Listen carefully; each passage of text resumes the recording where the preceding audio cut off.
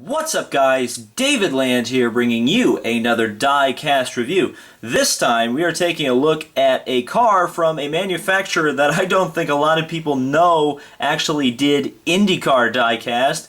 This is the Ertl American Muscle 1998 Gil de Ferran Walker Racing Valvoline kart racer. Now this I got off of eBay, as with most of my classic diecast, and I am so happy to add this car to the collection for several reasons. Number one, I don't have an oval track version of a 1/18 scale Reynard. That's the first time I've gotten one. I love the look of the kart cars in their super speedway trim, and this is essentially one of the only ways you can get one of those cars in 1/18 scale from this time period. And number two is this Valvoline scheme from 1998, in my opinion, is one of the most beautiful schemes ever put on a racetrack. I mean, it's just an absolutely wonderful scheme.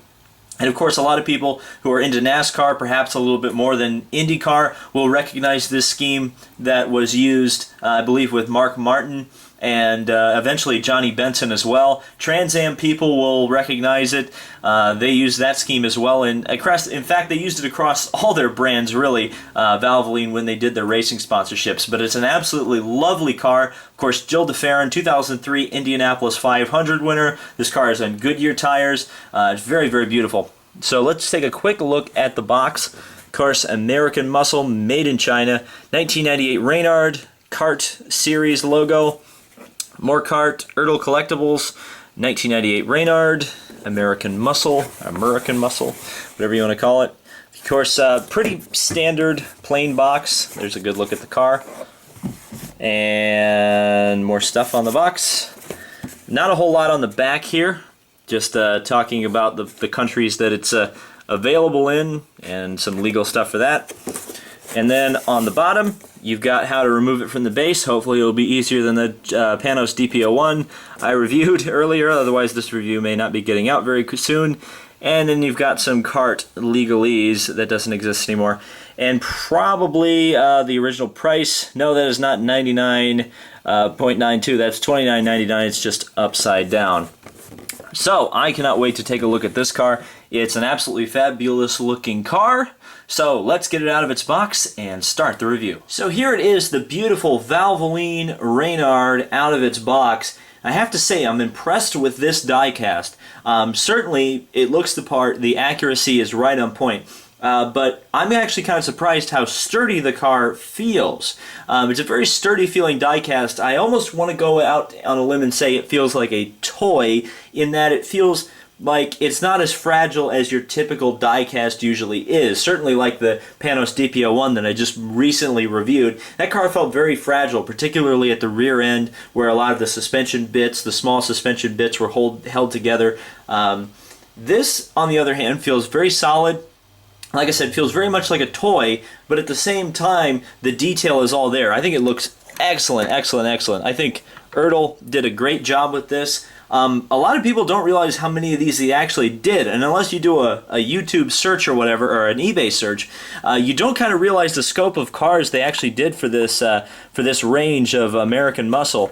Not only did they do NASCARs and a lot of Indy 500 pace cars, but these kart cars, they did about 6 or 7 different drivers. They did Bobby Rahal, they did Alex Zanardi, they did Jimmy Vasser, they did Juan Pablo Montoya, they did Christian Fittipaldi and Michael Andretti. So they did a pretty, and of course Gil de Ferran, the car we're looking at, they did a pretty wide range of cars, which is fairly surprising, seeing as the publicity that you usually see for the action racing stuff or the green light stuff, it's kind of lost in the shuffle.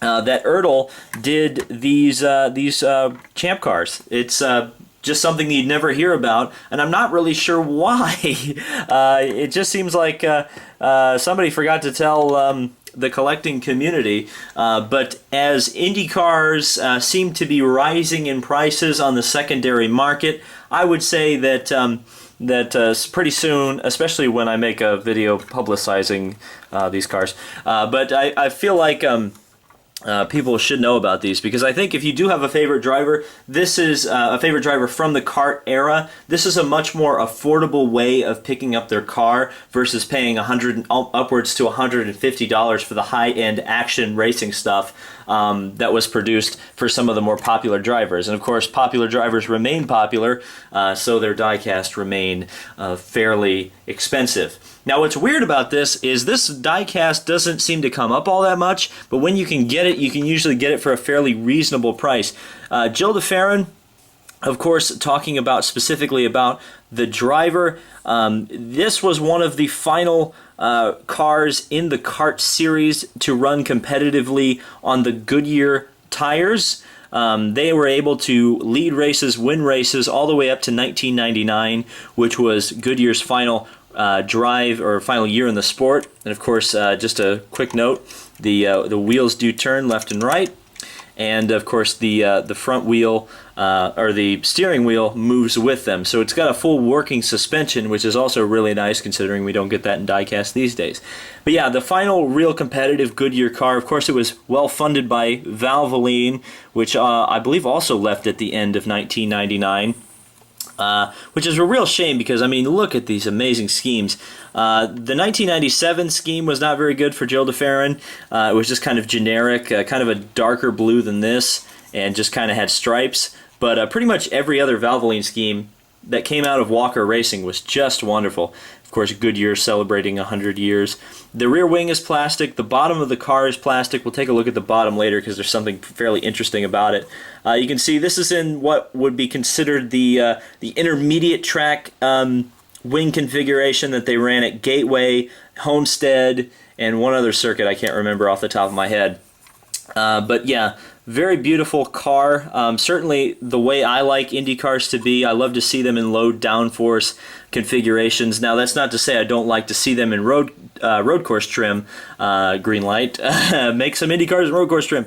But I think they just look amazing with these small wings. They just look so sleek and aerodynamic. It's just really excellent. And of course, the Reynard was one of the first cars for me that really captured my attention as a kid, and I was able to remember exactly what it was. I was like, oh, that's a Reynard, because it's got the wings that kind of dip down just a little bit. Now, on the Lolas or the Swifts, the wings would come out from the bottom of the car and be straight out, but with the Reynard, they had a bit of a curve here, as you can see, and they came out kind of the side of the nose. Kind of weird, kind of interesting, and kind of wonderful. So there's Gil de Ferran, the driver figure in there. Not the best driver figure I've seen. He's kind of looking, his line of sight's a little bit high. I don't know if there's like a car flying over the top of him or something. And then, of course, you've got the onboard camera view there. This car usually had an onboard camera because just look at that paint scheme, man. That is just, I love the little V pattern. Of course, a lot of, again, the NASCAR people will remember that Trevor Bayne ran a scheme that was kind of a tribute to the old Valvoline schemes of the past. And unfortunately, that didn't get a diecast made of it, which I'm still salty about.